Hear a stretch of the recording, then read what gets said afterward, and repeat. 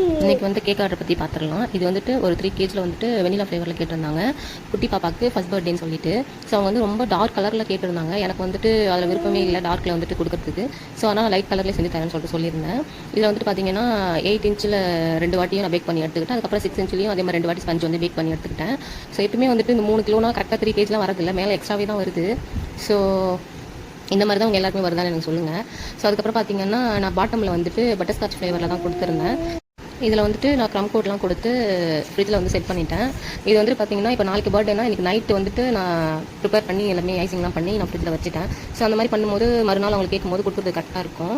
அதுக்கப்புறம் பார்த்தீங்கன்னா இப்போ பாட்டமில் வந்துட்டு நான் ரெடி பண்ணி ஃப்ரிட்ஜில் அதுக்கப்புறம் டாப் வந்துட்டு நான் வந்துட்டு ப்ளூபெரியில் தான் கொடுத்துருந்தேன். சரி, ரெண்டுலேயுமே ஃப்ளேவர் வந்து வேறு இருந்தால் நல்லா இருக்குமே சொல்லிட்டு பாட்டமில் வந்துட்டு பட்டர்ஸ்காட்சும் டாப்பில் வந்துட்டு ப்ளூபெரியும் தான் அதே மாதிரி இதையுமே வந்துட்டு நான் க்ரம் கோட்லாம் கொடுத்து அதே மாதிரி ஃப்ரிட்ஜில் நான் வந்து ஓவர் நைட் கொஞ்சம் செட் பண்ணி விட்டுட்டேன். ஸோ நம்ம சேனல் உங்களுக்கு பிடிச்சிருந்தா ப்ளீஸ் சப்ஸ்கிரைப் பண்ணிக்கோங்க, லைக் பண்ணிக்கோங்க, ஷேர் பண்ணிக்கோங்க. இப்போ தான் பிகினர்ன்றதால எனக்கு வந்து ஷார்ப் எட்ஜ் வரது வந்து கொஞ்சம் கஷ்டமாக தான் இருக்குது. ஸோ போக போக அதுவும் ப்ராக்டிஸ் ஆச்சுன்னா அதுவும் கூட சீக்கிரம் வந்துடும் நினைக்கிறேன்.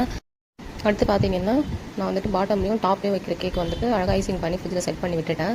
இதில் வந்துட்டு அவங்க ரொம்ப சிம்பிளான டிசைனே கேட்டதால வந்துட்டு நான் வந்து பால்ஸ் அப்புறம் பட்டர்ஃப்ளைஸ் அந்த மாதிரி வச்சு விட்டுருந்தேன். அது பார்க்குறதுக்கு சிம்பிளாக எலகண்ட்டாக இருந்துச்சு, ரொம்ப சூப்பராகவே இருந்துச்சு.